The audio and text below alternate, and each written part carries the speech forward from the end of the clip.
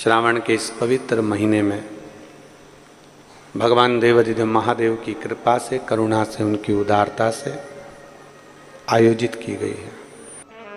शिवलिंग पर शंकर भगवान के शिवलिंग में 3 जगह ऐसी है जहां पर पुष्प या इत्र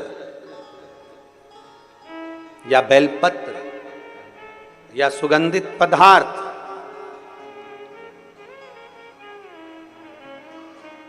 भगवान शंकर को समर्पित करा जाता है तो रोग से निवारण होता जाता है। 3 स्थान समझेंगे। ये शिवलिंग जलाधारी अशोक सुंदरी का स्थान मध्य में, इधर गणेश का स्थान, इधर षडानंद कार्तिकेय का स्थान। 3 स्थान हैं जहां पर बन सके। अगर आपको लगता है कि मैं जांच कराने के लिए डॉक्टर के पास जा रही हूं और डॉक्टर ने बोला है कि कोई बड़ी बीमारी तुमको लगती है तो जांच कराने जाओ, डॉक्टर बोले जांच कराओ, जितनी रिपोर्ट होना आना चाहती आए, पर उससे पहले अगर 3 जगह पर इत्र समर्पित कर दिया जाए, इत्र हो या सुगंधित कोई पुष्प हो, इत्र या सुगंधित पुष्प, 3 स्थान पर अगर इत्र समर्पित किया जाए तो वो स्थान और इत्र समर्पित कर कर आप जाओ, फिर जांच कराओ, मना नहीं, पर वो 3 स्थान बताएगा। पहला स्थान अशोक सुंदरी और भगवान शंकर का जो शिवलिंग रखा है उसके बीच में जो अशोक सुंदरी और शंकर भगवान के शिवलिंग के बीच में एक जगह खाली पड़ी रहती है। अशोक सुंदरी का स्थान पूर्ण होगा, शिवलिंग होगा, उसके बीच में एक स्थान खाली होता है। उस स्थान पर अगर जिस समय पर भगवान शंकर के जिस अशोक सुंदरी और शिवलिंग के बीच में जो स्थान है वहां पर अगर इत्र लगाया जाए, दूसरे नंबर पर शिवलिंग के ऊपर से लेकर नीचे के मध्य भाग में, जहां मध्य भाग है ये शिवलिंग, ये नीचे का भाग, और मध्य भाग में अगर इत्र लगाया जाए, और तीसरा भगवान शंकर का जो जल नीचे की ओर गिरता है, जहां जो पट्टी रहती है पानी नीचे आने की, उस पट्टी पर अगर इत्र लगाया जाए, ये 3 स्थान इत्र लगाने के होते हैं। अगर वहां लगाया जाए तो कैसा भी रोग हो आपकी जांच अच्छी ही आएगी, बेकार नहीं आ सकती। आप कितने ही करा लें उसको। एक शंकर भगवान के शिवलिंग का 3 जगह पर इत्र या 3 जगह पर सुगंधित पुष्प लगाया जाए।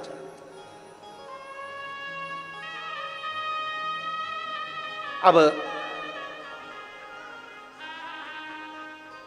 जब आप लोग अभिषेक करने बैठते हैं या पूजन करने बैठते हैं या शंकर जी के मंदिर जाते होंगे, कौन कौन जाता है शिवालय? सभी लोग जाते हो? बोलो हर हर महादेव। शिवालय जाते हो तो शिवालय में जाकर जब आप इत्र चढ़ाते हो भगवान पर, यहाँ इत्र लगाया आपने, फिर यहाँ पर भी लगा देते हो, यहाँ पर भी लगा देते हो, यहाँ पर भी लगा देते हो, सब दूर इत्र लगा देते हो। जो समझदार होता है ना वो सभी दूर इत्र लगा देता है। और कई कई ऐसे रहते हैं जरा सा इत्र लिया और रुई में लेके एक जगह पर रख दिया, फूल में लेके एक जगह पर रख दिया, पर पूर्ण जगह पर इत्र लगा दो, बाबा के पूर्ण स्वरूप पर इत्र लगा दो। आपको नहीं मालूम अनायास, आपको नहीं मालूम कि 3 जगह कौन सी है, तो आप पूर्ण स्वरूप पर इत्र लगा दीजिए, पूर्ण स्वरूप पर। वेद मंत्र में त्र्यंबकेश्वर का बाबा का मंत्र,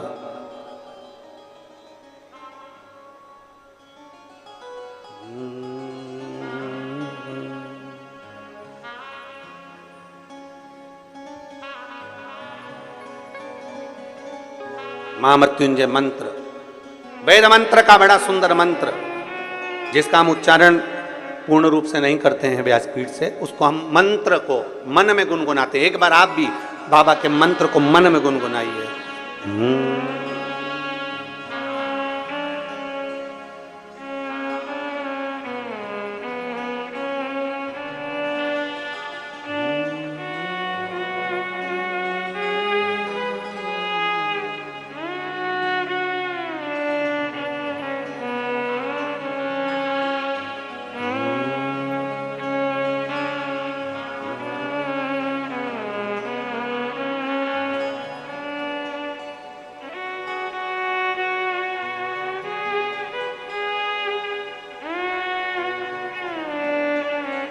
भगवान शिव का त्र्यंबक मंत्र का स्मरण करें, और नहीं कर सकते तो पंचाक्षर करें नमः शिवाय, नहीं कर सकते षडाक्षर करें ओम नमः शिवाय, नहीं कर सकते तो श्री शिवाय नमस्तुभ्यम का स्मरण करें। आपको नहीं ज्ञात 3 जगह का वर्णन,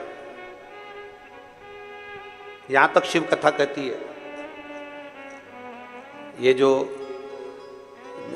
कई लोग कहते हैं हमारे कोई बच्चा जन्म से जो होता है ना, और कई बच्चे से जन्म से होते हैं जिनकी बुद्धि विकास नहीं कर पाती है। डॉक्टर कहते हैं ये बच्चा अन्य बच्चे से 2 साल 4 साल 3 साल 6 महीना पीछे चलेगा। अब माँ सोचती है मेरा बेटा 2 साल 4 साल 6 साल पीछे अन्य बच्चों से। हाँ, तब उस जगह पर शंकर भगवान के शिवलिंग अशोक सुंदरी की जगह और मध्य का जो खाली स्थान है, मध्य का जो स्थान बचा हुआ है, वो स्थान कई बार लोग कहते हैं गुरुजी ये पार्वती जी है, ये शिवलिंग है, ऊपर जो जलाधारी में से जल बह रहा है, शंकर जी की 5 लड़कियां हैं, जया विषहरा शामली बारी दौतली देव, ये अशोक सुंदरी, ये गणेश कार्तिकेय का स्थान। जो बीच में अशोक सुंदरी और शिवलिंग के बीच में जगह है, वो स्थान किसका है? शिव पुराण में इसका लिंग पुराण के अंतर वर्णन आता है कि वो स्थान भगवान शंकर की जो जितनी सती उमा कात्यायनी कुष्मांडा स्कंदा जितनी महागौरी जितनी माताएं पूर्व में रही हैं, इन माताओं का स्थान शंकर ने यहाँ रखा है। और वो स्थान ऐसी जगह है, अगर कोई बच्चा कितना भी पीछे है, डॉक्टर कह दिया इसको कि ये अन्य बच्चों से 2 साल पीछे, अन्य बच्चों से 4 साल, इसका विवेक काम नहीं कर रहा। एक छोटी सी बेलपत्र, एक छोटी सी बेलपत्र, छोटी सी बेलपत्र लीजिए, छोटी सी, और उस छोटी सी बेलपत्र को, छोटी सी बेलपत्र को उस स्थान पर अशोक सुंदरी की ओर डंडी कर उस स्थान पर छोटी सी बेलपत्र को रखिए और 3 बार उसी स्थान पर जल समर्पित कर वही बेलपत्र बेटे को लाकर बच्चे को, वो खाए ना तो पीस कर कैसे भी उस बच्चे को धीरे धीरे देना चालू करिए। आप खुद अंतर देखेंगे कि 3 महीने 4 महीने में उसके विवेक में, उसकी बुद्धि में अंतर आया कि नहीं। वो स्थान की मूलता है, वो स्थान की मूलता। और शंभु शरणे पड़ी मांगू घड़ी रे, दुख काटो दया करी ने दर्शन आपो।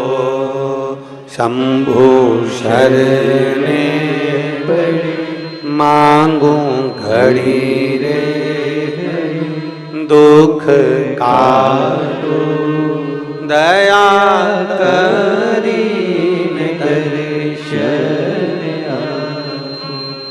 वो राजकुमारी का नियम भगवान शंकर की आराधना, भगवान शिव की भक्ति करना, भगवान शंकर की आराधना करना, भगवान शिव की भक्ति करना। राजपुरोहित आ गए, राजपुरोहित आए, राजभवन में प्रवेश किया। राजपुरोहित ने राजभवन में प्रवेश किया तो राजा ने उनका आदर करा, सम्मान करा, सत्कार करा, क्योंकि राजपुरोहित है, प्रणाम करना जरूरी है। कोई विद्वत जन आए, कोई संत साधु आए, कोई गुरु जन आए, कोई महात्मा आए, कोई संत आए, ये आपके और हमारे भी मन में होना चाहिए कि हम उसको नमन करें, प्रणाम करें, उसका सत्कार करें, प्रणाम। और केवल इनसे ही मतलब नहीं, घर का बुजुर्ग भी आए, घर का बड़ा भी आए, माता पिता भी आए, कोई बुजुर्ग आ गया तो उसका भी आदर, उसका आदर और सत्कार।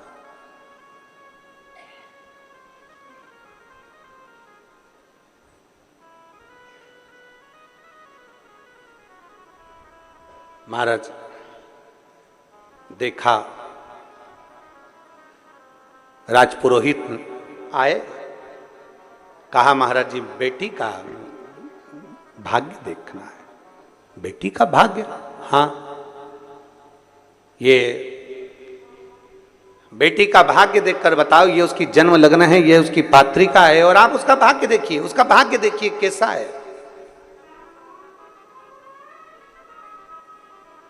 राजपुरोहित ने विचार करा कि मैं भाग्य देख रहा हूं, पत्रिका देख रहा हूं, बेटी का भाग्य देख रहा हूं, पर भाग्य बड़ा प्रबल है इसका, बहुत प्रबल, बहुत प्रबल है। ये जिसके यहां जाएगी उसके यहां 4 चांद लगा देगी। बहुत लक्ष्मी इसके चरण में, बहुत भाव है इसका, बड़ा भाव। पर राजपुरोहित ने कहा कि इतना भाग्य प्रबल है इसका, मैंने ज्योतिषी के हिसाब से उसको देख लिया, पर मैं चाहता हूं कि उस लड़की को एक बार देखूं। राजा तेरी बेटी को मुझे देखना है। वो बेटी कहाँ? मुझे तेरी बेटी से मिलना है। बेटी को बुलाया राजा। मंदिर में सूचना गई, शिवालय में बेटी लगी थी भगवान शंकर की आराधना में। शंभो शरण पड़ी मांगू घड़ी रे घड़ी, दुख काटो दया करी दर्शन।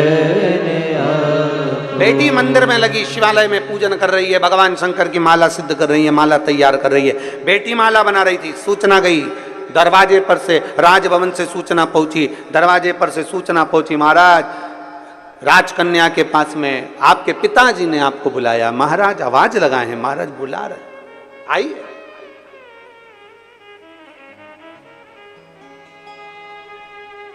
बेटी ने आवाज लगाकर कहा, पिताजी से कह दो जब तक माला सिद्ध नहीं हो जाती तब तक मैं नहीं आती। जब तक माला सिद्ध नहीं होती तब तक मैं नहीं आती। माला सिद्ध हो दो फिर मैं आऊंगी।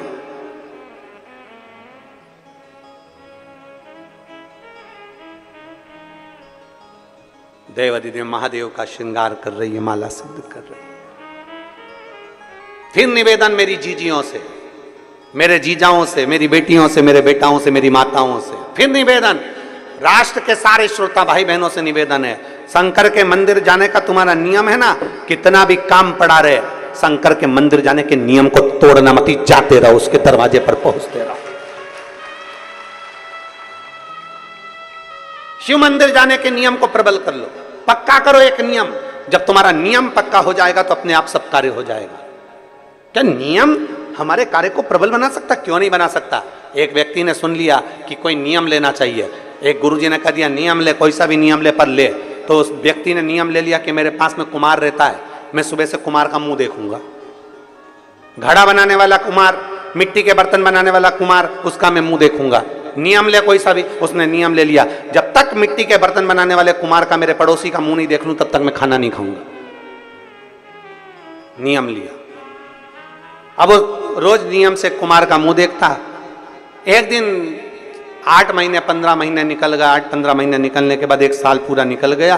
कुमार का मुंह देखते देखते देखते मुख निकलने समय निकल गया। एक दिन कुमार कहीं चले गया और वो दिखा ही नहीं। 2 बार 3 बार देखा, दिखा ही नहीं। मैं रोटी कैसे खाऊं, भूख लग रही इसको। इसने कुमार के घर गया, उसकी पत्नी से पूछा क्यों तुम्हारा पति कहाँ गया? तो कहे वो मिट्टी लेने गए हैं बर्तन बनाने के लिए। कहाँ गए? वो दूसरे गांव में। वो ढूंढता ढूंढता उस गांव में चले गया। आज कुमार का भाग्य ऐसा था कि वो मिट्टी खोद रहा था, उसमें उसको सोने का हंडा निकल गया था और ये पहुंच गया। इतने में जैसे ही पहुंचा, इसने सोने का अंडा नहीं देखा, इसने तो बस कुमार को देखा और कुमार को देखते सी बोला देख लिया देख लिया देख लिया। कुमार को लगा सोने का हंडा मिला, इसने हंडे को देख लिया। कुमार हंडा लेके उसके पीछे पीछे भागा। भैया भैया तेरे से निवेदन है, किसी से मत कहना। क्या नहीं कहना? बस जो मिला है अपन दोनों आधा आधा बांट लेंगे, पर किसी से मत कहना। अपन दोनों आधा आधा बांट लेंगे, पर किसी से मत कहना। उस व्यक्ति ने पूछा किसका नहीं कहना? क्या नहीं कहना? कि मुझे जो सोने का हंडा मिला है उसका मत बोलना, आधा तेरा आधा मेरा, दोनों ने बांट लिया। उस व्यक्ति ने कुम्हार के हाथ जोड़कर कहा भैया मैंने तो एक नियम लिया था, वो नियम था तेरे मुंह देखने का। उस समय भी मैंने हंडा नहीं देखा था, पर तेरा मुंह देखने का नियम मुझे इतना फल जाएगा कि आधा सोना मिल जाएगा। इससे बढ़कर सुख और क्या चाहिए? एक नियम प्रबल कर लो, बड़ा बड़ा प्रबल नियम। रोज मंदिर जाऊंगी, झाड़ू लगाऊंगी, पोछा लगाऊंगी, मंदिर में बाबा का श्रृंगार करूंगी, बाबा को चंदन लगाऊंगी, बाबा को इत्र लगाऊंगी। कुछ नियम अपनी जिंदगी में धारण करो।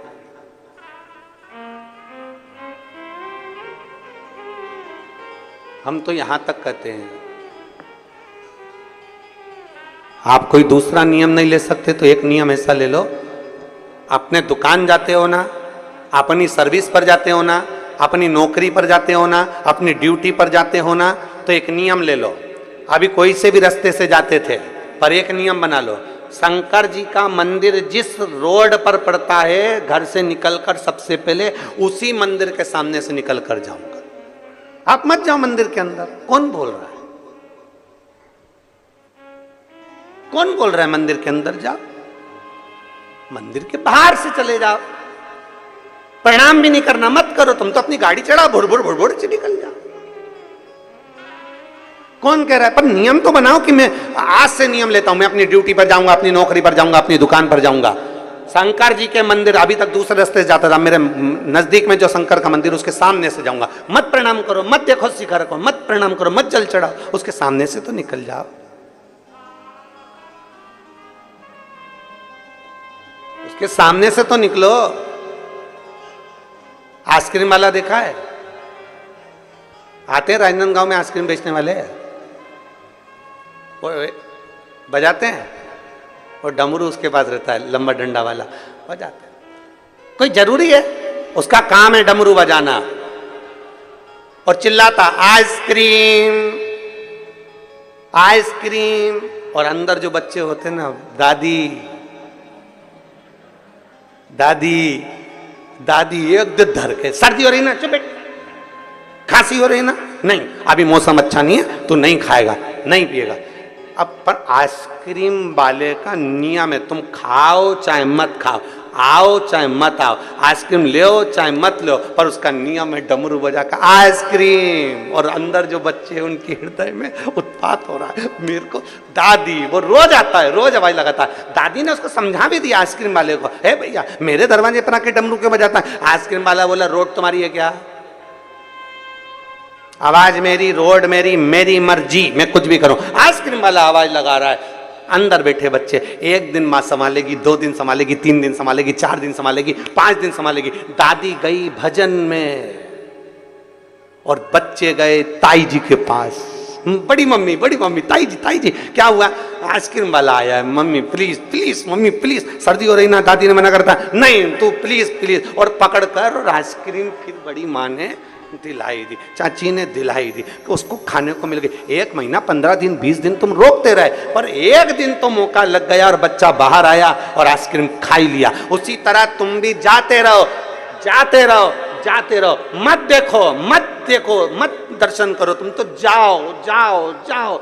एक दिन तो मेरा भोलेनाथ भी सोचेगा ऐसा कहाँ का आया है रे, मेरी साइड ही नहीं देखता, अब तुझे दिखा के रहूंगा, तो रुक। और एक दिन मेरा भोलेनाथ मंदिर से बाहर निकलकर जोर इशारा कर कर बुलाएगा, तेरा कल्याण। नियम तो बनाओ। तुम नियम ही नहीं बनाओ और सोचो भगवान मिल जाए। नियम बनाना पड़ेगा, उसके दरवाजे के सामने से निकलना।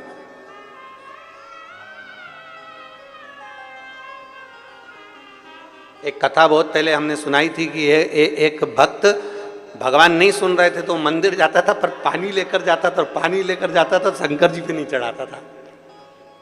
शंकर जी 2-3 महीने हो गए शिव जी पे जल नहीं चढ़ाता और आसपास चढ़ा किया जाता, पर शंकर जी पे नहीं चढ़ाता। शंकर जी को लगा कितना एबला है? बताओ कितना एबला है। शंकर जी ने पार्वती से कहा, रोज मंदिर आता है और जल लेके आता है और चढ़ाता नहीं है।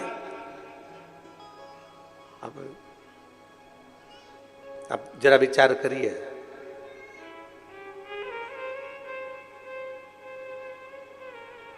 तुम चाहते हो वो जल चढ़ाए, जब लेकर आया है तो चढ़ा, पर नहीं चढ़ा, वो भी अबला था, नहीं चढ़ा रहा। पार्वती जी से कहा, पार्वती ये मेरे मंदिर में आता है, शिवालय में आता है और जल नहीं चढ़ाता। तो पार्वती जी बोली, क्या हुआ नहीं चढ़ाता? तो इतने सारे भी तो चढ़ाते, मत चढ़ा। तो नहीं चढ़ाए तो कौन सी दिक्कत वाली बात है, नहीं चढ़ाना।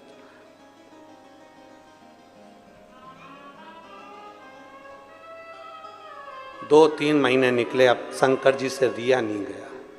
एक दिन शंकर जी उसके पीछे पीछे उसके घर तक चले गए और एक बच्चे का रूप रखकर उसका हाथ पकड़कर बोले, काका तू मंदिर में सब दूर जल चढ़ाता है और मुझे जल नहीं चढ़ाता, शिव को जल नहीं चढ़ाता, क्यों?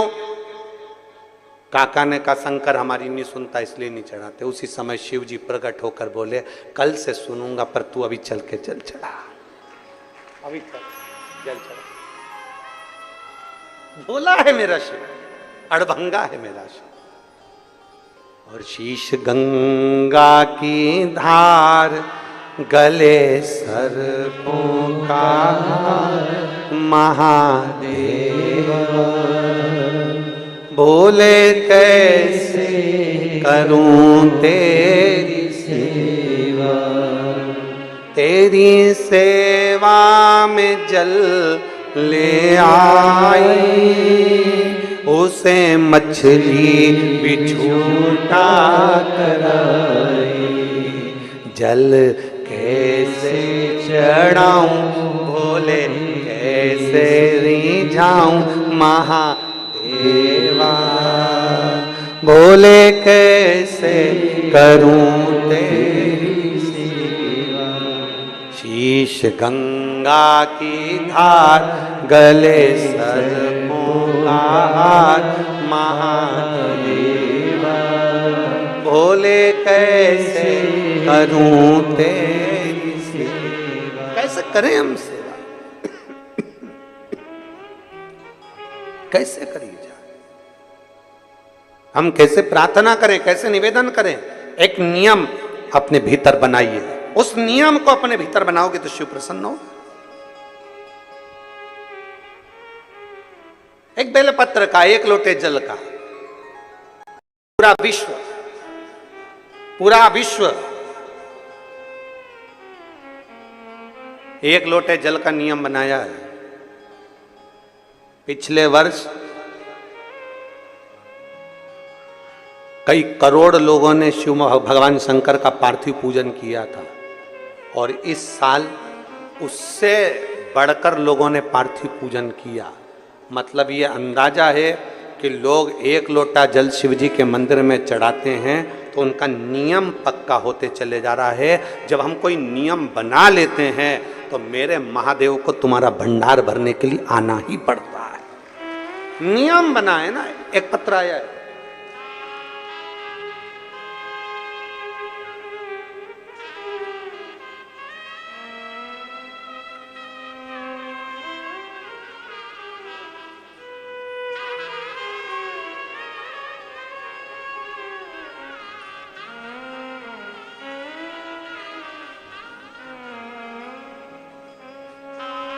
रानी शर्मा, राजनंदगांव।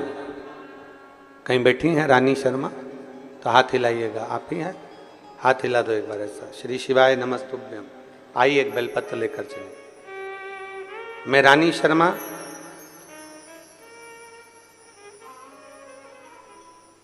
भगवान देवादिदेव महादेव की भक्ति का, पशुपतिनाथ के व्रत का मैं क्या वर्णन करूं। गुरुदेव,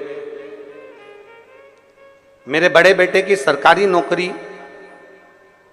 के लिए अप्लाई किया और बहुत प्रयास किया, पर कहीं ना कहीं किसी ना किसी रूप में रह जावे। पर एक नियम आप बताते हैं एक लोटे जल का, पशुपति व्रत का।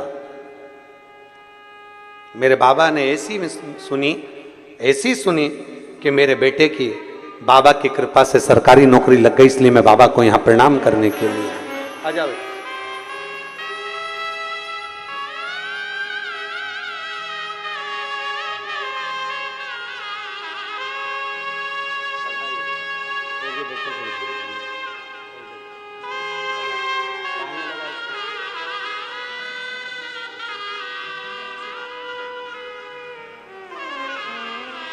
बेटा बाबा की कृपा से शिक्षक बन गया, उसके लिए जोरदार ताली बजाएं। शिव कृपा है। एक नियम जब हम अपनी जिंदगी में बनाते हैं, एक नियम, तो वो कहीं ना कहीं सार्थक होता है। एक पत्र हो रहे,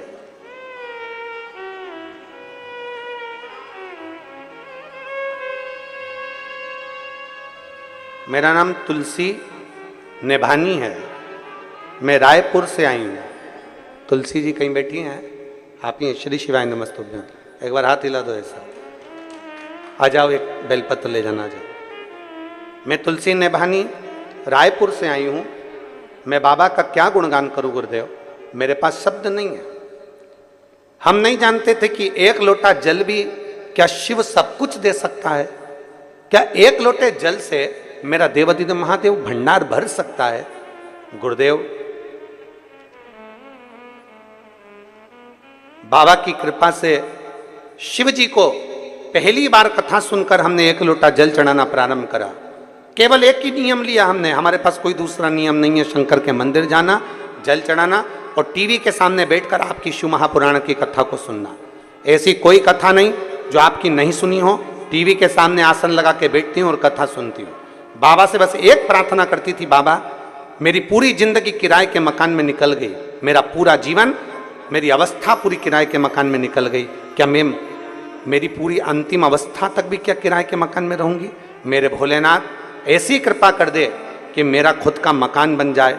बाबा से बस यही प्रार्थना करती थी और बाबा ने ऐसी करुणा कर दी गुरुदेव कि ऐसा काम धंधा चलाया कि बाबा की कृपा से आज मेरा 2 मंजिल का मकान मेरे बाबा ने मुझे बना कर दिया। मैं बाबा को धन्यवाद देती हूँ। आजा। शिव तत्व की प्राप्ति, एक नियम हमारे भीतर हम बनाएं, जिस नियम को हम बनाएंगे वो नियम हमारा पूर्ण होता ही है। जिस नियम को हम बनाएं,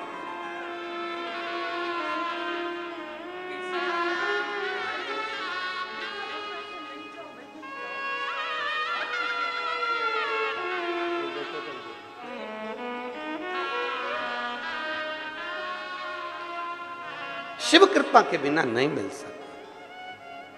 और तेरी कृपा बिना न हिले एक भी अणु, लेते हैं श्वास तेरी कृपा से तनु तनु। बखान क्या करूं मैं राखों के ढेर का, चपटी भभूत में खजाना कुबेर का। हे गंगाधार मुक्ति द्वार ओमकार तू, बोले ओमकार तू। आयो शरण तिहारी शंभु तार तार तू। एक विश्वास अपने भीतर प्रकट कर लो, एक भरोसा अपने भीतर प्रकट कर लो कि मुझे शिव के मंदिर में जाकर यह नियम बनाना है कि शंकर की यह अशोक सुंदर वाली जगह यहाँ इत्र लगाना है, या यहाँ बेलपत्र चढ़ाना है, या यहाँ फूल चढ़ाना है, या यहाँ मुझे जल चढ़ाना है, या मुझे झाड़ू लगाना है, या मुझे पोछा लगाना है, या मुझे शंकर के मंदिर में दीप लगाना है, या शंकर जी की चढ़ी हुई बेलपत्र धोकर शंकर जी को चढ़ाना है, शंकर जी की माला तैयार करना है, फूल से श्रृंगार करना है, या शंकर के मंदिर में अगर कहीं कचरा है तो उसको झाड़ू से झाड़ कर साफ करना है, दीवार भी है तो उसको भी साफ करना है। ये नियम या मुझे भगवान शंकर के मंदिर का ये नियम मैं ले रही हूं, ये नियम मैं ले रही हूं।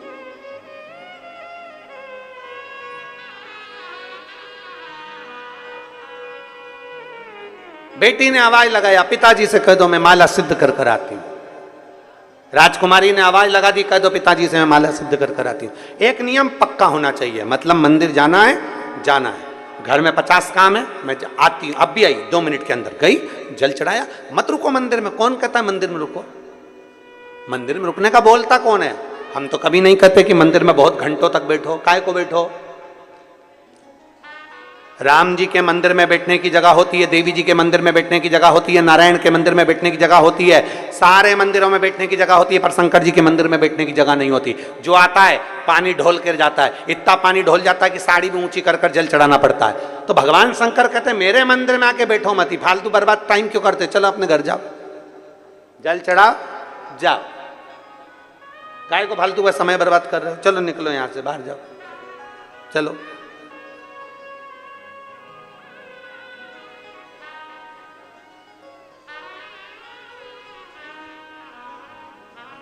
शिव के आश्रित हो, शंकर के आश्रित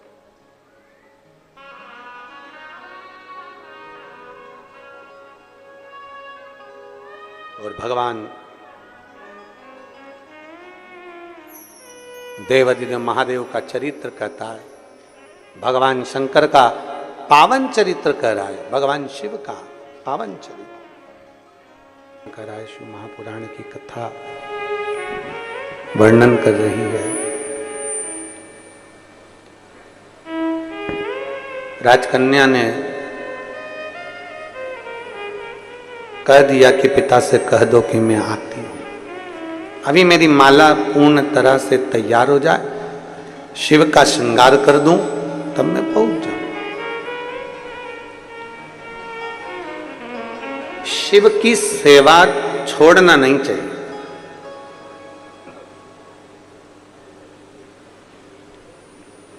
बन सके तो अच्छे से करो। किसी के कहने पर हमने भगवान शंकर की सेवा को छोड़ दिया, किसी के बोलने पर हम भगवान शंकर से दूर हो गए, यह श्रेष्ठता नहीं है।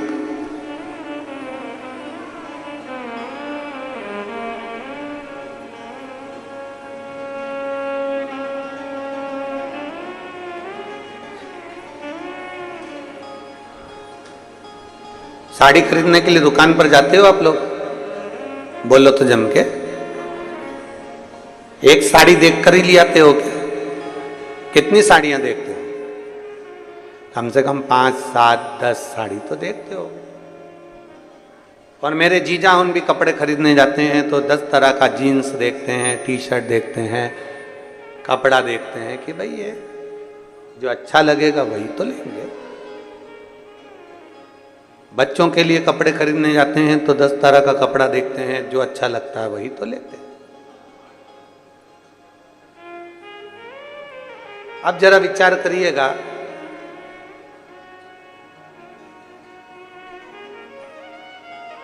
दस तरह की साड़ी देखी तब एक साड़ी पसंद आई। बोलो बोलो जम के बोलो जरा, ठीक है। 10 सेल्फी ली, उस सेल्फी में से कोई एक सेल्फी अच्छी आई तो फेसबुक पे डाली। अरे बोलो तो जम के। अपन वो कपड़े वाली बात को छोड़, अपन तो सेल्फी पे आ जाओ। जो आज के दौर में चल रहा है वो अपन उस भाषा से उसको समझे। 10 फोटो खींचे, उसमें से कोई एक फोटो अच्छा आया तो अपन ने उसको फेसबुक पे डाला। और अच्छा फोटो आया तो अपन ने उसको फ्रेम में, अरे बोलो जम के, लगवाया, फ्रेम में जड़वाया। कितना जोरदार है, यहाँ लगा दो। 10 फोटो खींचे तो उसमें से एक फोटो हम फेसबुक पर डालते हैं, इंस्टाग्राम पर डालते हैं। एक फोटो हम फ्रेम में जड़ लेते हैं अगर अच्छा है तो।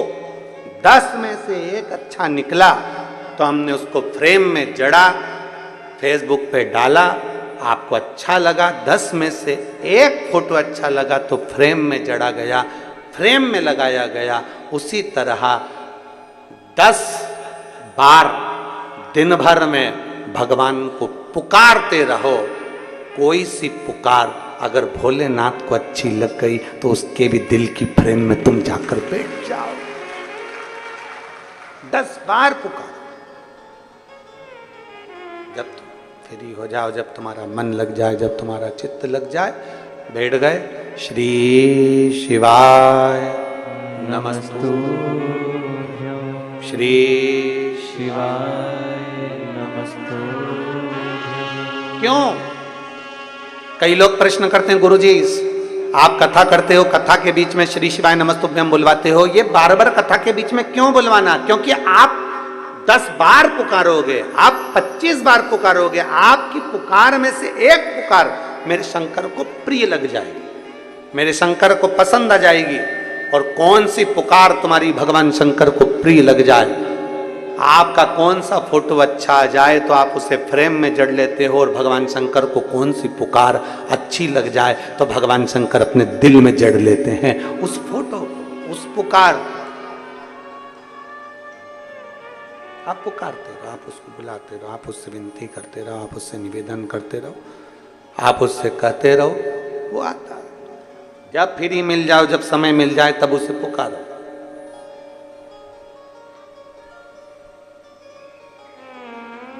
कोई सी पुकार तो सुनेगा, कोई पुकार तो उसको स्वीकार करना पड़ेगी। आप बार बार बुलाएंगे, बार बार बुलाएंगे तो कोई तो स्वीकार करेगा। आप उसको पुकारते रहो, वो आएगा। तेरे मंदिर में आना मेरा काम है और मेरी बिगड़ी बनाना तेरा काम। तेरी चौखट पर मैं आई ही गया, मुझे दर्शन दिखाना तेरा काम। आप पुकारते रहो। कोई एक नियम के अनुसार हम बार बार उसको पुकारे, बार बार आएगा। श्री शिवा नमस्तु, श्री शिवा नमस्तु, श्री शिवा नमस्तु, श्री शिवा नमस्तु। पुकारते रहे। राजकन्या ने कह दिया पिताजी से जाकर कह दो कि मैं अभी भगवान शंकर की विरल भक्ति में लगी हूं, मेरा श्रृंगार पूरा होगा, मैं पहुंच जाऊंगी, मेरा भजन पूरा होगा और मैं पहुंच जाऊंगा। आप कह दो कुछ एक पुकार मेरा शंकर स्वीकार कर लेता। पुकारोगे बार बार तो सुनेगा।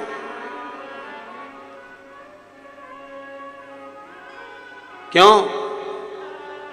बच्चों की फीस जमा कर दी? क्यों? बच्चों की फीस जमा कर दी? एक बार नहीं सुना, दो बार नहीं सुना, तीन बार नहीं सुना, चार बार नहीं सुना, भले बोलेगा नहीं पति, पर तुमने जैसे ही फोन लगाया, क्यों बच्चों की फीस जमा कर दी, बोलेगा नहीं। तुरंत उसी समय पर किसी को फोन लगा देगा, अरे स्कूल चले जाना, बच्चे की फीस जमा कर देना। खुद नहीं गया, किसी को भेज दिया और बच्चे की फीस जमा करवा दी। खुद नहीं गया। मेरा महादेव भी ऐसा ही है, जब देख लेता है कि पुकार रहे हैं तो मेरा महादेव भले ना आए पर यह पक्का है कि फीस तो जमा करवा ही देता है। भले ना आए पर वो पहुंच कर कुछ ना कुछ ऐसी कृपा कर ही देता।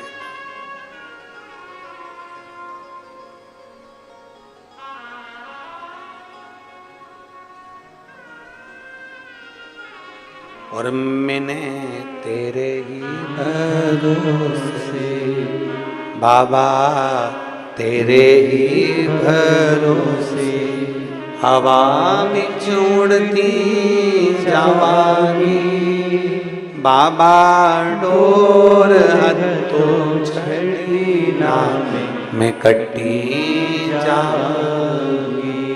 भोले मैं तेरी शंभु में तेरी। पिताजी से कह दो मैं आती हूं। बेटी राजकन्या ने भगवान शंकर का श्रृंगार करा।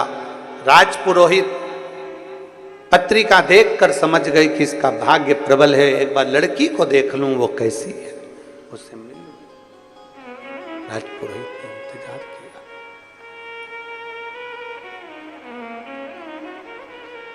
राजपुरोहित ने इंतजार किया। बेटी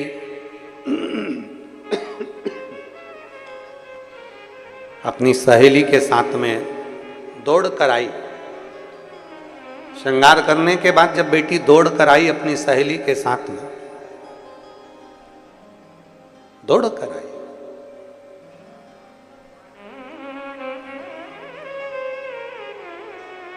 पिताजी को हाथ जोड़कर नमन किया, दोनों हाथ उठाकर हर हर महादेव किया। कुल गुरु पुरोहित को बुलाकर कहा कि देखिए ये मेरी बेटी है, ये मेरी बेटी है, अब आप इसका भाग्य बता दीजिए, इसका भाग्य क्या कहता है। इतनी सुंदर बेटी, इतनी सुंदर बेटी, इतनी सुंदर बेटी। राजपुरोहित की बुद्धि देवर्षि नारद जैसी हो गई, देवर्षि नारद जैसी। नारद जी को बुलाया था राजा ने अपने नगर में और बुलाकर कहा कि ये मेरी बेटी है और इस बेटी का भाग्य देखकर बताओ। तो देवर्षि नारद ने सोचा इतनी सुंदर कन्या, इससे तो मैं ही ब्याह कर लूं। भगवान से वर मांगने के लिए नारद जी ने तप किया कि मेरा सुंदर स्वरूप बना दो जिसमें मेरा हित हो जाए। सुनिए कथा। काहे का मुख बन गया था? बंदर का। परहित की बात करोगे, परहित की बात करोगे तो दुनिया में राज्य करोगे, और स्वयं की हित की बात करोगे तो एक दिन धक्का खाकर ठोकर खाकर जमीन पर गिर जाओ। परहित की बात, संत साधु गुरुजन ब्राह्मण जन तपस्वी जन साधक जन और घर के बुजुर्ग माता पिता, परहित की बात। आवाज सेट नहीं हो रही तुम्हारे साउंड की। परहित की बात करें,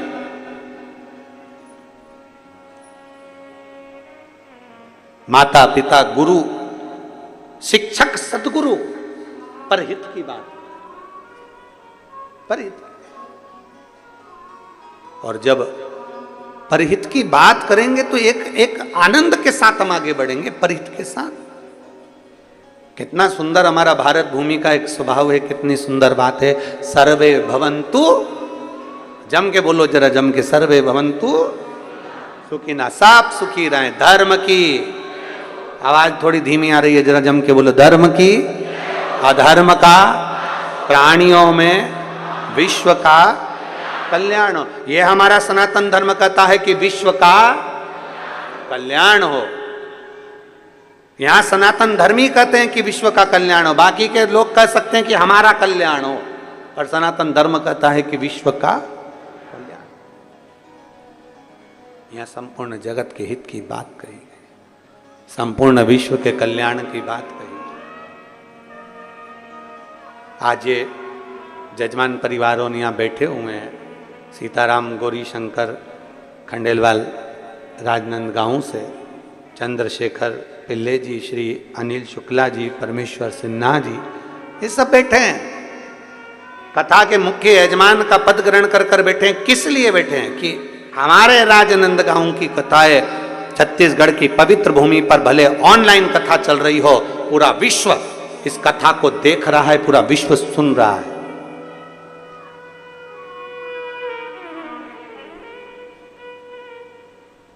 जो पंडाल में नहीं आ पाते थे वो मोबाइल पर और टीवी पर कथा सुन रहे हैं।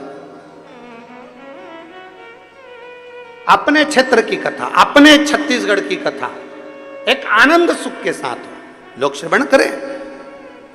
और श्रावण के महीने में 72 वर्ष के बाद जो सावन का महीना आया, उसको अपने घर पर बैठकर अपने ऑनलाइन कथा का तत्व ग्रहण करें। संपूर्ण विश्व, संपूर्ण जगत। कई लोगों ने मैसेज भी करा सीहोर कि हम इस कथा को बैठकर नहीं सुन पा रहे हैं। तो हमारा निवेदन है सभी श्रोता भाई बहनों से, ये ऑनलाइन कथा है, इसको अपने घर पर बैठकर सुनो। और इसके बाद में जो कथा 12 तारीख से 16 तारीख तक नया रायपुर में है, उसको भले तुम पंडाल में बैठकर सुनना। ऐसा नहीं कि सावन के महीने में तुम्हें कथा नहीं मिलेगी, आप तो फिर वहां पंडाल में बैठकर सुनो, मना नहीं। नया रायपुर में जो कथा है 12 से 16 तारीख तक, 16 अगस्त तक, श्रावण के महीने की आखिरी की कथा रहेगी, 5 दिन की। जैसे ये 5 दिवसीय है, वैसे वो 5 दिवसीय कथा वो वहाँ रहेगी, 5 दिवसीय कथा। उसका एक आनंद, आप उस कथा को पूरे आनंद के साथ पंडाल में बैठकर 12 तारीख से 16 तारीख तक 1 बजे से 4 बजे तक, श्रावण की 72 वर्ष के बाद ऐसा सावन पड़ा है, और उस सावन के महीने में 5 दिवसीय कथा मिल जाना, श्रवण कर लेना, अपने जीवन को सार्थक बनाना। दिल से सुनो उसको। नया रायपुर में बैठकर कथा का उस लाभ लीजिए, सुनो 1 से 4 बजे।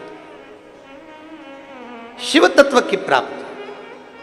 और 16 तारीख तक वो कथा चलेगी। फिर 17 तारीख को सीहोर में बाबा की कावड़ रहेगी। सुबह 9 बजे माँ सीवन का जल भरकर 11 किलोमीटर दूर बाबा को चढ़ाने के लिए बोल बम का नारा लगाते लगाते, शिव का स्मरण करते करते, प्रदोष के दिन बड़े आनंद के साथ, शनिवार की प्रदोष है, शनिचरी प्रदोष का भाव लेते हुए बाबा को कावड़ चढ़ेगी दिल से। शिव तत्व की प्राप्ति। कन्या आई, राजपुरोहित की बुद्धि फिर गई कन्या को देखकर, राजपुरोहित की बुद्धि फिर गई। जो कन्या को देखा तो मन में विचार करा, कन्या को देखते से ही विचार करा कि इतनी सुंदर कन्या, इतनी सुंदर। मन में आया कि इसका भाग्य इतना प्रबल है, इसका योग इतना प्रबल है, और अगर ये कन्या मेरे से शादी कर ले तो कितना अच्छा हो जाए। अब तू राजपुरोहित है, तू उस राज्य का गुरु है।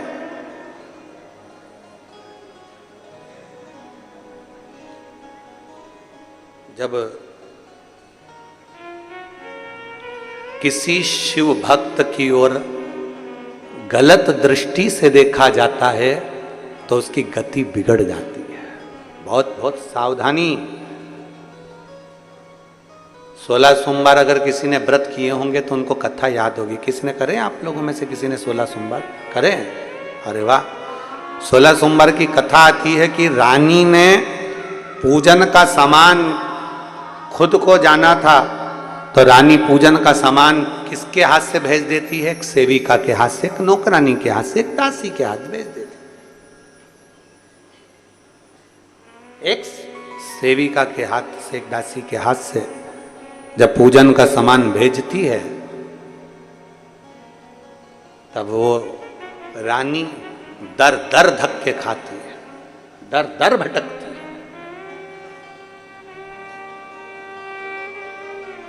आखिरी में किसी गुरु के पास में जाती है और गुरुजी से प्रार्थना करती है, गुरुजी से निवेदन करती है, गुरुजी से कहती है कि मैं दर दर धक्के खा चुकी हूं, जिस जल को छूती हूं उसमें कीड़े पड़ जाते हैं, वृक्ष के नीचे बैठती हूं तो सूख जाता है, गलती कौन सी हो गई मेरे से? ऐसी कौन सी गलती हुई है? कहा, तुम्हारे पति भगवान शंकर की सेवा करते थे और तुम उसको गलत भाव से लेती थी। तुम्हारे पति शिव की आराधना करते थे, तुम उसको गलत विचार से लेती थी। पति ने कहा कि शंकर की पूजन का सामान लेकर आओ, तुमने गलत विचार प्रकट करा और सामान दासी के हाथ, नौकरानी के हाथ, सेविका के हाथ भेज दिया। ये श्रेष्ठता नहीं है, ये गलती है तुम्हारी, ये तुम्हारी गलत सोच है, गलत विचार है, गलत दृष्टि है। दिल से भजो तो शिव क्यों ना मिले। एक पत्र है,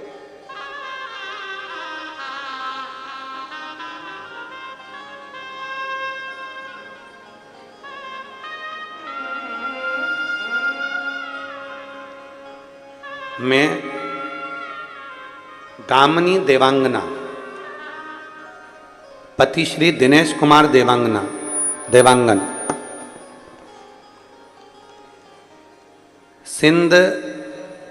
सिंगदई चौक मोहरा में रहती हूँ। कहीं बैठी हैं?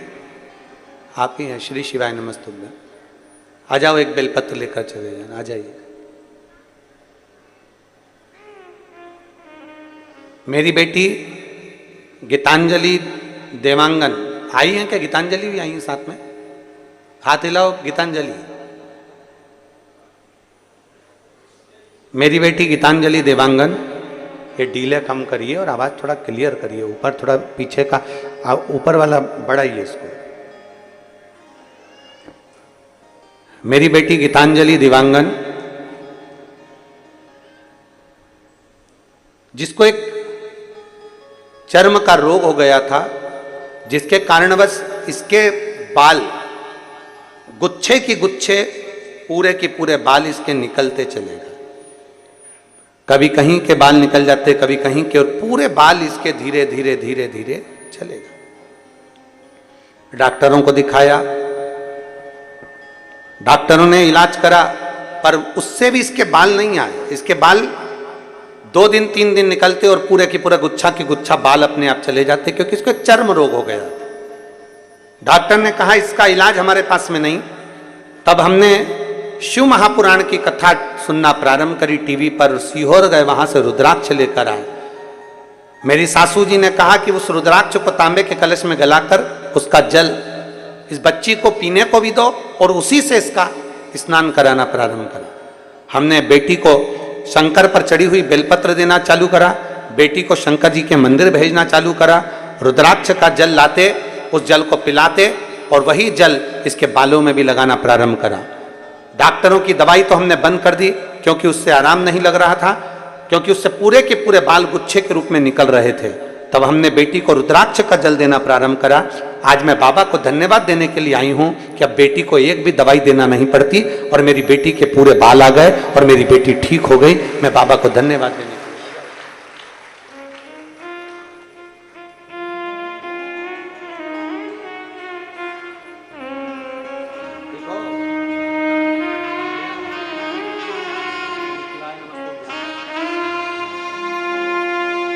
एक विश्वास जब हमारे भीतर जागृत होगा, एक भरोसा हमारे भीतर जागृत होगा, तो शिव तत्व क्यों ना मिलेगा।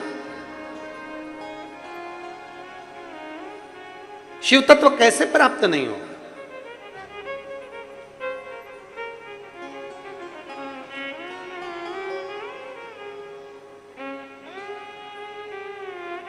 बेटी को देखा, शंकर का कोई भक्त उस पर यदि गलत दृष्टि दोगे, गलत विचार करोगे, गलत सोच रखोगे, तो यह पक्का है कि भोगना तो पड़ेगा। आज नहीं तो कल भोगना।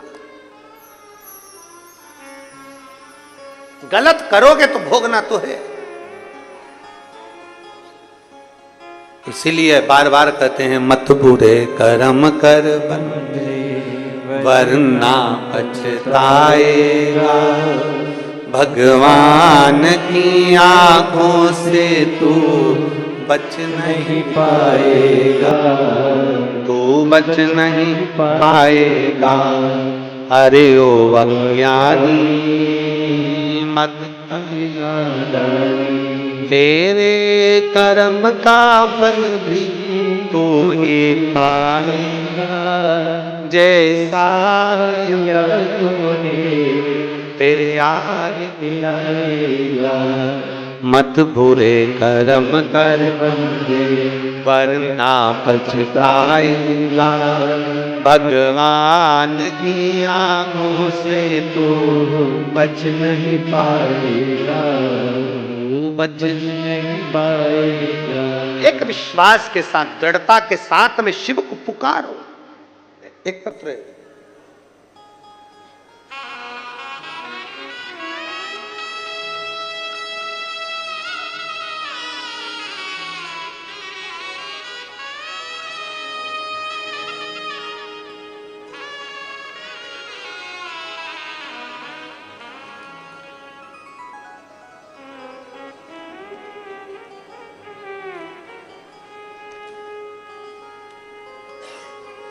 श्रीमती उमा योगेश पांडे,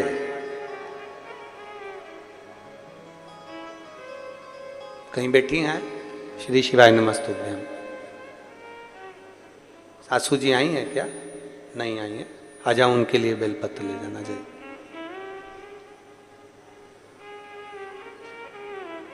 मेरी सासू माँ, जिनके गले में एक गठान हो गई थी, बिलासपुर अपोलो हॉस्पिटल में उनको दिखाया गया। रिपोर्ट में उनको कैंसर बता दिया गया। कैंसर बताया। डॉक्टर ने उनकी अवस्था देखकर, क्योंकि 80 साल की है, अब इस अवस्था में कैंसर होना, वो भी गले का कैंसर देखकर डॉक्टर ने मना कर दिया कि इनका ऑपरेशन नहीं हो सकता और कैंसर भी प्रबल है, इसलिए ऑपरेशन नहीं हो सकता। जितनी अवस्था है उतनी ठीक है, पर शरीर में कष्ट ज्यादा था। देखकर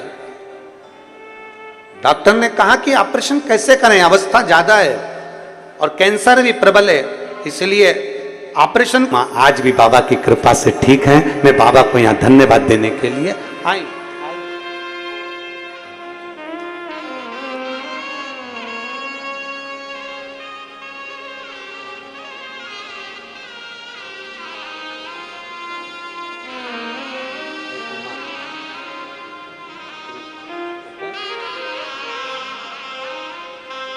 एक विश्वास के साथ, भरोसे के साथ शिव की स्तुति करिए। डॉक्टर ने कह दिया बिलासपुर में कि कैंसर प्रबल है और बड़ा प्रबल है, जितना हो जाए सेवा कर लीजिए। पर विचार करा, एक बार तो बाबा पर भरोसा कर कर देखें, एक बार तो जल चढ़ा कर देखें। शिव के प्रति जागरूकता का भाव रखकर जल चढ़ाना पड़ा, विश्वास के साथ।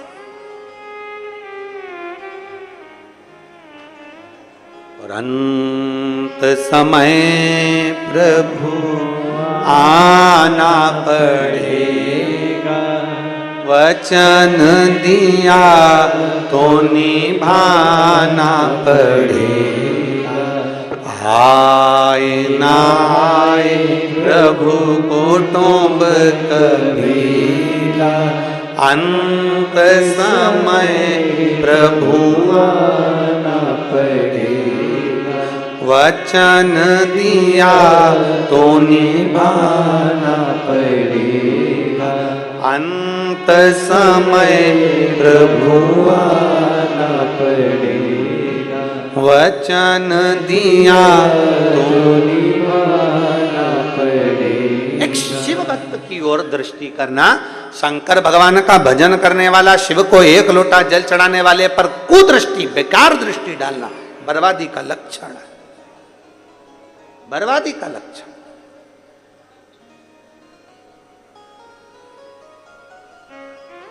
राजकन्या को देखकर राजपुरोहित ने सोचा मेरा विवाह हो जाए, जैसे देवर्षि नारद ने विचार कर लिया था कि इस कन्या से तो मेरा विवाह हो जाए। गए भगवान से कहा मेरा जिसमें भला हो ऐसा मेरा मुख बना दो, उनको बंदर का मुख दे दिया।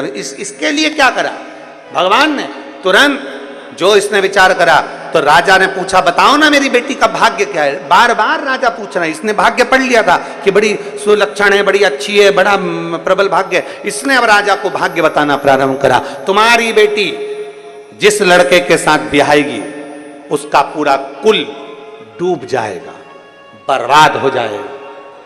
और जो तुम अगर बेटी का कन्यादान करोगे तो तुम्हारा भी पूरा कुल डूब जाएगा, बर्बाद हो जाएगा, पूरा कुल डूब जाएगा, बर्बाद।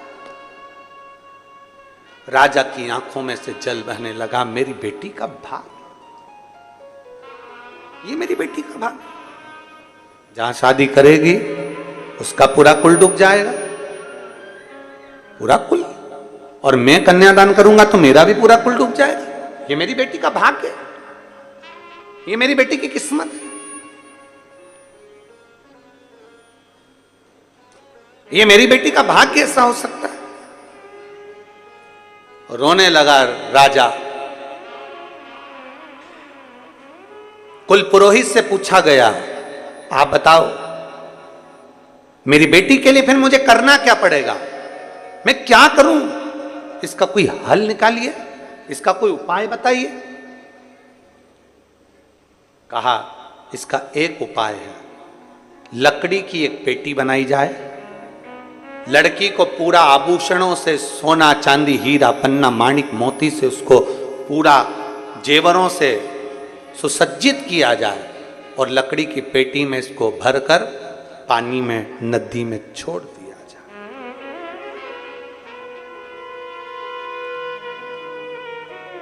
सुसज्जित कर कर आभूषणों से। देखिए जरा, वो लड़की ने रोज शंकर भगवान का श्रृंगार करा था, तो आज पुरोहित ने कह दिया कि इस लड़की को सुसज्जित कर कर, श्रृंगारित कर कर, माणिक मोती सोना चांदी से, अंबारी से सुसज्जित कर कर उस बेटी को सुसज्जित कर कर, सोना चांदी माणिक मोती से उसको पूरा सजाकर लकड़ी की पेटी में उसको रखकर उसको पानी में बहा दिया जाए। महाराज मेरी एक ही तो बेटी है और मेरी एक ही बेटी, और उस एक बेटी को मैं ऐसा कैसे कह सकता हूं, अब आगे तुम्हारी मर्जी है। भय दिखाया,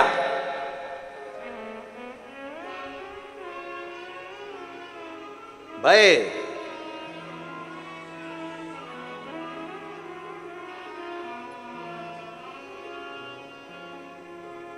बहुत भय दिखाया, बहुत भय। और फिर निवेदन है,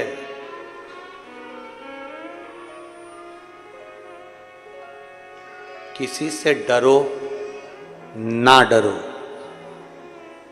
शिव महापुराण की कथा कहती है कि किसी से डरो ना डरो। अपने माता पिता से नहीं डरना, मत डरो। वेद पुराण शास्त्र से नहीं डरना, मत डरो।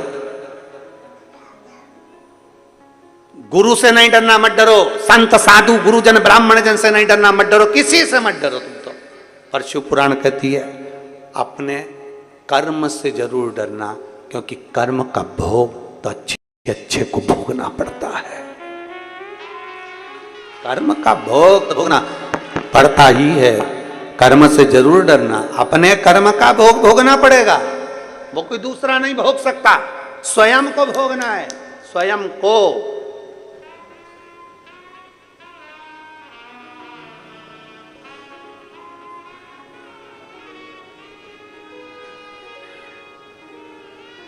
कई कथा ऐसी हैं जिसको हम व्यासपीठ से बोलना नहीं चाहते, और यही संसार सागर की, इसी संसार सागर की देखी हुई, आंखों से देखी हुई।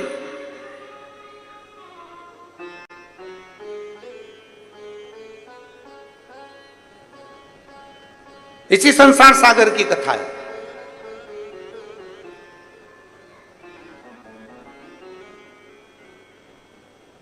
एक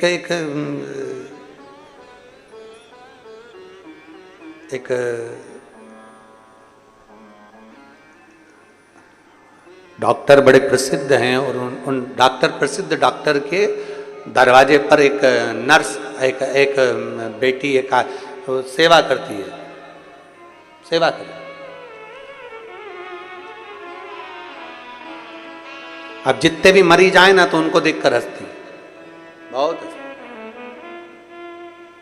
और उसके रिश्तेदारों से कहती नाटक कर रही है, तो ये तो नाटक कर रही है, ये तो नाटक कर रही है। ये कथा नहीं है, ये उसी ने अपने पत्र में खुद ने लिखा, और हम स्थान का नाम नहीं बताना चाहते। और वो पत्र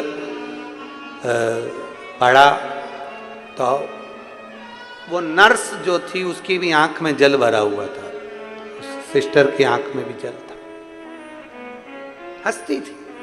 उसने खुद लिखा कि मेरा दोष है कि मैं दूसरे को देखकर हंसती थी और कहती थी ये बहाने कर रही है, बहाने। गुरुदेव जब मुझे स्वयं के गर्भाशय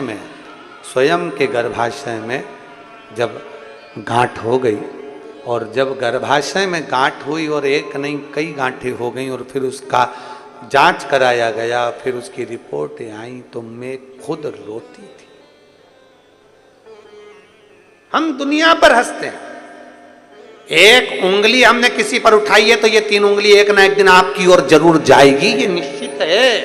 तैयारी कर कर रखो, किसी को अपशब्द बोलने से पहले, किसी को ताना देने से पहले, किसी को आड़ा टेढ़ा कहने से पहले। दूसरे पर उंगली उठाने से पहले अपनी तैयारी कर कर रखना कि तेरी गति क्या होने वाली, स्वयं की गति।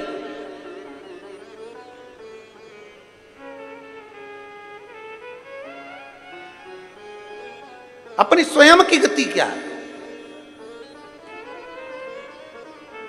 आज खुश हो जाओगे, आज प्रसन्न हो जाओगे, आपकी सत्ता है, आपका वैभव है, आपकी कुर्सी, आपका पद, आपकी प्रतिष्ठा, आप पद पर बैठे हो, आपकी प्रतिष्ठा, आप खुश हो जाओगे। पर एक दिन जब ये कुर्सी चली जाएगी, ये पद चली जाएगा, प्रतिष्ठा चली जाएगी, हर व्यक्ति, उगता सूरज ढलेगा तो एक दिन जरूर जब आप जाओगे इस कुर्सी से, इस पद से, इस प्रतिष्ठा से, किसी का भला करा होगा ना तो वो तुम्हें आज नहीं तो कल कभी ना कभी तुम्हारे एहसान को नहीं भूलेगा। पर किसी का बुरा करा होगा तो वो मरते दम तक बद्दुआ ही देता रहेगा, बद्दुआ ही देता रहेगा, अपशब्द कहता ही रहेगा। भगवान ने अगर आपको अच्छा बनाकर भेजा है तो इस कुर्सी का, पद का, प्रतिष्ठा का, सत्ता का, वैभव का कभी सदुपयोग कर कर देखिए, कभी सदुपयोग कर कर देखिए, कुछ अच्छा कर कर देखिए, ज्यादा नहीं, थोड़ा सा। मत हंसो किसी पर, मत कहो अपशब्द, मत ताने दो किसी को, मत आड़ा टेढ़ा बोलो किसी को।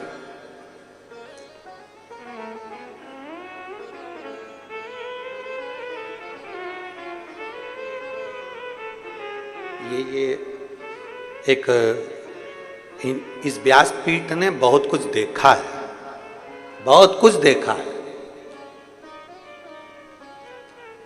बहुत कुछ। एक स्त्री का क्या वर्णन, एक स्त्री पर हंसती है, अरे उसका कर्म ऐसा था इसलिए उसका पति चले गया, उसका कर्म ऐसा था इसलिए उसका पति मर गया, उसका कर्म ऐसा था इसलिए वो ऐसा कर गया। बार बार एक स्त्री दूसरी स्त्री पर ताना दे या एक व्यक्ति दूसरे व्यक्ति पर ताना दे, और जीवन का क्या भरोसा है, किसने अपनी जिंदगी देखी है। और मालूम पड़े कि उसका, ये देखा हुआ है आंख से, कोरोना में एक बहन बेचारी उसका पति चले गया और उसको ताना अपशब्द बोला गया, बोलते एक दिन मालूम पड़ा उसका पति बीमार पड़ा, कहीं लकवा लग गया शरीर में और शरीर में ब्रेन ट्यूमर हो गया और वो चला गया। अब तू दूसरे पर ताना दे रही तो तुझे क्या दूसरे नहीं देंगे? क्यों अपशब्द कहना, क्यों अपशब्द बोलना? श्रेष्ठ बोलिए, अच्छा बोलिए, जितना बन सकता उतना अच्छा करने का प्रयास करें। लकड़ी की पेटी बनवाई, आभूषणों से सुसज्जित कर दिया राजा ने। राजा रो रहा है, आज मेरी बेटी का भाग्य कैसा है जरा देखो। सुसज्जित कर कर पेटी में बिठाया, भेज दिया, पानी में छुड़वा दिया। इतने में पुरोहित भागा। राज पुरोहित अपने आश्रम में गया, वहां जाकर बच्चों से कहा आज तुम्हारी छुट्टी है, जाओ नदी में एक पेटी बहकर आएगी, उस पेटी को पकड़ कर लाना, मेरे कक्ष में लाकर रख देना, बाहर से कुंडी लगा देना, कोई कितना भी चिल्लाए, मैं भी बोलूं तो दरवाजा मत खोलना, कोई कितना भी चिल्लाए दरवाजा मत खोलना, कितनी भी चीज पुकार हो तुम खोलना मत ही, और दरवाजा बंद कर देना। बच्चे दौड़कर नदी पर चले गए, पेटी बहती हुई आ रही थी, आगे से पेटी बहती बहती जब आ रही थी, एक राजकुमार अपने घोड़े को नदी में पानी पिला रहा था। उसने उस पेटी को देखा, पेटी देखी तो अपने दूतों से कहा पेटी सुंदर है, उठा कर लाओ। पेटी खींच कर लाए, किनारे पर लाकर पेटी को खोला गया तो उसमें राजकन्या थी। राजकन्या ने राजकुमार को देखा, राजकुमार ने राजकन्या को देखा। देखते से ही राजकुमार ने पूछा तुम कौन हो? कहा मेरा भाग्य बेकार इसलिए मेरे पिता ने मुझे पेटी में डाल दिया, मेरा पति वही होगा जो मुझे मिल जाएगा, आप इतने प्रिय हैं, मैं आपको अपना पति बनाना चाहती हूँ। राजकुमार ने कहा इतनी सुंदर कन्या मैंने कहीं नहीं देखी, मैं तुमसे शादी करना चाहता हूँ। एक माणिक जड़ित अंगूठी रखी, हाथ पकड़कर 7 फेरे ले लिए और विवाह हो गया। अब राजकन्या ने विचार करा मेरे पिता की पेटी है, इसको खाली कैसे भेज दूं, कुछ तो करिए। राजकुमार ने कहा चिंता मत करो। गया राजकुमार घोड़े पर चढ़कर एक भालू को पकड़कर लाया, पेटी के अंदर भर दिया, भरकर बंद कर दिया, पानी में छोड़ दिया। पेटी में बंद करा भालू को और छोड़ दिया। ब्राह्मण बच्चों ने उसको पकड़ा, पकड़कर गुरुजी के आश्रम में ले गए, आश्रम में कमरे में रख दिया। गुरुजी अंदर गए, इन्होंने दरवाजा बंद कर दिया। गुरुजी ने कहा था कोई कितना भी चिल्लाए चीखे मैं भी बोलूं तो दरवाजा मत खोलना। गुरुजी ने जो पेटी खोली, खोलते से इसमें भालू निकला। भालू अंदर इतना कुड़ रहा था कि मैं जंगल में रहने वाला और मुझे बंद कर दिया, छोड़ूंगा नहीं। और भालू जैसे बाहर निकला, निकलते से ही उसने राजपुरोहित को नोच कर काट कर चीखता रहा दरवाजा खोलो, दरवाजा खोलो, कोई नहीं खोला। शंकर के भक्त पर अगर गलत दृष्टि दी है, शंकर का भक्त थोड़े दिन दुख भोग कर फिर सुखी हो सकता है, पर शंकर के भक्त को दुख पहुंचाने वाला कभी सुखी नहीं हो सकता। कर्म का दंड भोगना पड़ता है। एक लोटा जल अगर आपने चढ़ाया है वो एक ना एक दिन सुख जरूर देगा। एक लोटा जल चढ़ाया है वो एक ना एक दिन आनंद जरूर देगा। एक लोटा जल समर्पित कराए वो एक ना एक दिन आपको आनंद का अनुभव जरूर कराएगा, सुख का अनुभव कराएगा। आप अपना कर्म करते जाओ, वो फल तुम्हें मिलेगा। उसने श्रृंगार करा था बेटी ने, तो उसको राजकुमार उसके भाग्य में था और मिल गया। अच्छा करा था ना तो अच्छा मिला है, बुरा करा तो बुरा प्राप्त हुआ। कर्म का भोग तो भोगना पड़ता है। ब्रह्मा जी ने भगवान शंकर पर उंगली उठाई तो ब्रह्मा जी का सिर कटा। ब्रह्मा विष्णु महेश तीनों ने मिलकर सृष्टि का वर्णन किया। स्वयं ब्रह्मा विष्णु महेश हमारे बीच में पधार रहे हैं। जोरदार ताली बजाकर स्वागत करें भगवान ब्रह्मदेव महेश, भगवान ब्रह्मा विष्णु महेश का स्वागत करें। भगवान देवाधिदेव महादेव, भगवान शिव, ओगड़दानी, त्रिकालदर्शी, कैलाशी, अविनाशी। एक बार तीनों देवताओं के लिए जोरदार ताली।